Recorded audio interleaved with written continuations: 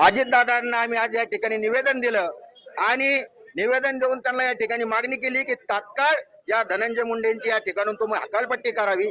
जो खडणीखोर जो वाल्मिक कराड आहे याच्यावरती 302 चा गुन्हा या ठिकाणी दाखल करावा, जेणेकरून आज महाराष्ट्रात आपण बघत असाल या महाराष्ट्रामध्ये जाणून बुजून काही जण मराठा आणि ओबीसी वाद लावण्याचा पण या ठिकाणी प्रयत्न करत आहेत।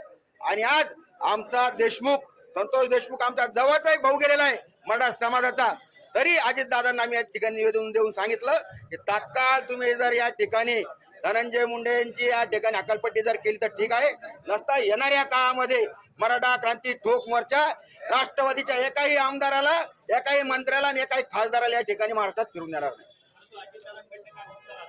अजितदादांनी या ठिकाणी सांगितलं, कालच मी या राज्याचे मुख्यमंत्री आणि गृहमंत्री देवेंद्र फडणवीस साहेब यांची या ठिकाणी भेट घेतली आणि त्यांच्या सोबत या ठिकाणी चर्चा केलेली आहे। पण आता नेमकी काय चर्चा केली हे फक्त अजितदादांना आणि देवेंद्र फडणवीस साहेबांना या ठिकाणी माहिती आहे। पण मराठा क्रांती ठोक मोर्चाची या ठिकाणी मागणी आहे, जो खंडणीखोर जो वाल्मिक कराड आहे याच्यावर 302 चा या ठिकाणी गुन्हा दाखल करावा आणि तात्काळ धनंजय मुंडे साहेबांची या ठिकाणी हकालपट्टी करावी, ही मराठा क्रांती ठोक मोर्चाची मागणी आहे। धन्यवाद।